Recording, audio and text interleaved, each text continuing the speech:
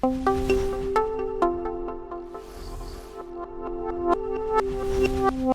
back to Wondour, guys. I'm so excited to speak with my brother, and one of the managing partners of Wondour is Mr. Taylor Speegle. How are you? I'm doing wonderful today. I'm fired up. Yeah. We have topics. We've been having a blast. Speaking of topics, for people who don't know, if you have a topic or if you have a question that's brewing in your belly that you want to ask Mr. Taylor Speegle, all you have to do is join our community, 702-602-8802, and ask that question, and then I will round them up back into the studio and we will answer that question for you in one of these videos. Today's tech question is something I actually personally, Mr. Taylor, found quite interesting. I've been to Mormon churches. I've actually, my first religious experience, believe it or not, was a Mormon camp in Bunkerville, Nevada. I have no idea where Bunkerville is. Exactly. And they brought me out and I learned archery, and they taught me about the Polar Bear Club. So we woke up at 4 a.m. every day or 5 a.m. or something like that and swam 10 laps and did all these things. And then I've been to a Christian church. I've been to a Buddhist church. Today's question isn't religion, kinda. It is Metaverse and church, and how this is something that is not even coming. It's happening. It is. There was even a conference this year in support of churches and virtual reality in the metaverse. I forgot the name of it, but if you Google kind of generally those terms, it'll pop up.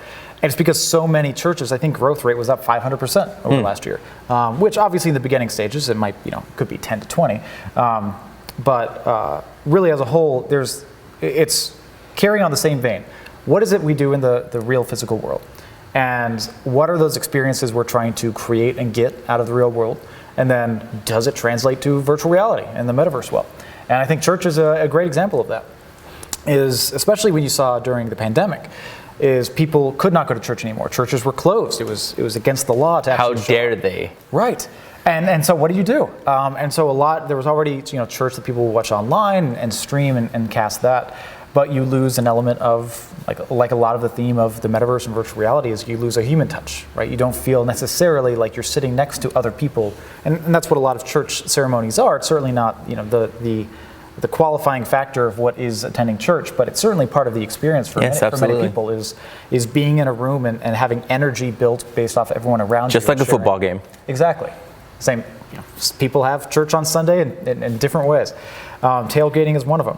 But really, when you're trying to create that shared collective experience, I think virtual reality is a perfect extension of that.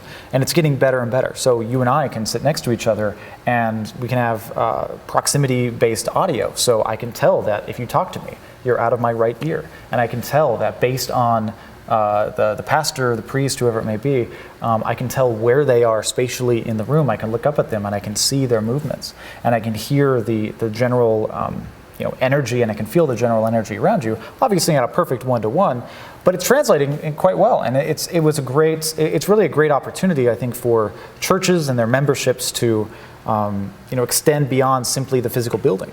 And I think there's a lot of benefits to that practice. So one thing is cost, right? And operating a church, a lot of people don't think about that. They kind of show up to church and they go home and maybe they might put a little bit of money in the offering basket, but really as a whole, it's a building. It's a building with real estate. You may not own the land. It may be a lease. You have to keep, in the desert out here, right? Air conditioning bills in the middle of summer to keep a room cool with 400 people in it. It's not cheap. And so you have all these costs associated with the building. And then also, so there's that kind of economic side of it. So there's a lot of benefits going there. And that might also mean that, while you still want to be able to provide an in-person presence, perhaps you can have a fairly significant percentage that would prefer experiencing, the church experience and connection remotely. So maybe the size of your church and the size of your footprint can be reduced. So your costs can be lower. It means you can spend that money elsewhere. You can spend it on the community. You can help more people. And so I think that's a big benefit of it. But plus, kind of like what the pandemic suggested, but there's people who have surgeries, who aren't able to go into church. And they're not able to go into church perhaps at the most critical times of their life. You may have members of the church go out and meet them at a hospital or meet them at their home, but you have bandwidth restrictions. There's only so many people that necessarily can go out. And so you can still extend that experience for a $300 headset. You can extend that experience for somebody laying at home who's having a lot of emotional and mental stress on their lives that need church, in their minds more than ever. And so you can extend that experience and create a really personal connection. Speaking of economics, Mr. Taylor, I'll share with you a story. Okay. My first experience, no, not my first, but one of the most intriguing experience I've ever had with church was my friend Michael, lived at the time in Houston. He's like, and it was Sunday. He's like, we're going to Joel Osteen. I said, who's that? And one, that was already offensive to him, you know, and he's like, well, number one, James, he bought the Houston Rockets' old stadium. I said, it's a church? He's like, it's a church. So he brings me to Joel Osteen's Houston Rocket Stadium, which is this church now. It fits 15, 20,000 people. I don't know the number, but it's huge. Yeah. It's an NBA stadium. And he's like, so he brought me to, and I'm making this part up, he brought me to the noon one. He's like, oh, and James, right before this 15,000, at the 9 a.m., there was another 15,000. Oh, and then James, after our noon service, he has one more at 3, and there will be another 15. This guy, Mr. Joel Osteen, moves over like something like 45,000 people on a Sunday. And it was one of the most, you know, because you know how you don't know what you don't know? Yeah. I was blown away by that. And the reason why this is important today, there is a point to what I'm saying, is all the technology that you guys are building at Wondour is only going to take that number from 45,000 to sky's the limit. There's people in India, China, Japan, all over America that would love to see, in this example, Joel Osteen, that will never have the ability to drive or fly to Houston. Yeah. But because of the technology at Wondour that we're building, you guys make this so that anyone can now go to this service and literally feel the presence of Mr. Joel and everything else. Yeah, and I think it's going to get things like that. I mean, first thing, that's crazy numbers. I mean, Of real people. NFL teams wish they could like have those types of numbers, so I think that speaks well to we certainly have had a rise in mega churches, but it becomes an event, but that's even just exacerbates more the sense of presence and feeling. And you're in a stadium watching a concert, right? Even if no one's playing, it's before the band comes on. There's this energy, there's this emotion, and there's this feel of what's going on. It's bringing that same kind of energy to a massive stage in the field of religion. And so I think, yes, it's going to expand what those numbers could be.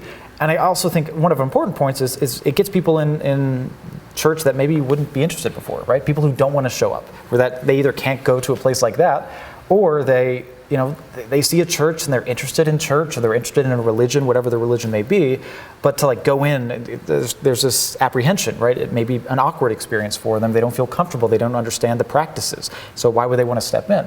Versus you throw on a headset, you enter into the church, you can jump in, you can be like, this isn't for me, and jump right back out in a matter of 10 seconds.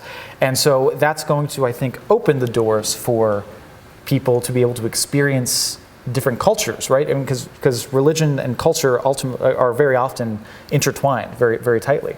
And so you're going to be able to explore different churches and different belief systems and different cultures in ways that you maybe wouldn't have tried before, because there's this apprehension. So I think that can be a positive experience overall.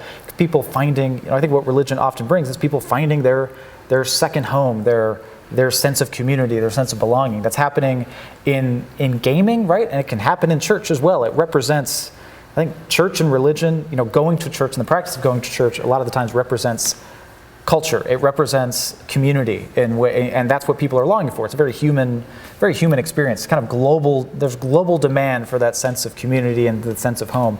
So I think that's part of it. Yeah, that 45,000 can be quadrupled globally, to as ridiculous as that sounds, and on the economic side, right, that can be a revenue stream for a church. And let's hope that the churches are spending, you can assume that it's not just, it's kind of weird to talk about like revenue generation when it comes to a church, but if you don't generate revenue, you can't. It's a business also. You can't pay for the air conditioning to stay on, right? And hopefully they can, keep all of that, expand their message, and hopefully help communities and help spread the word, whatever their word may be. Taylor, you say something that I found so much humor in, how you said someone could just jump out.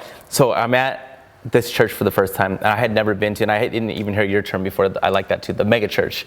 So I'm in this mega church, and they bring out the band, like legit. They were good. Oh, yeah. They were an amazing band, and so I'm like rocking. I'm like, okay, I like this. And then they started doing some of the practices that I was not accustomed to, and I had never been around it before. And so all I did was I just put my head down and I just, I didn't know what to do. Like you just said, versus headset, you could take it off. And, when the tithing started happening, Michael looks at me and says this.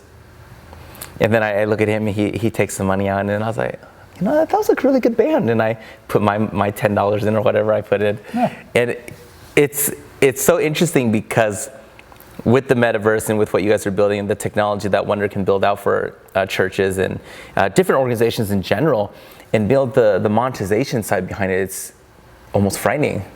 You can change revenues from not much to life-changing. Yeah, I mean, if you have the right message, the right branding, the right experience, and good people, it could be life-changing. Again, you can lower your cost structure in some areas, and then increase your revenue streams in a lot of different ways. Provide more services to more people, monetize what those services are.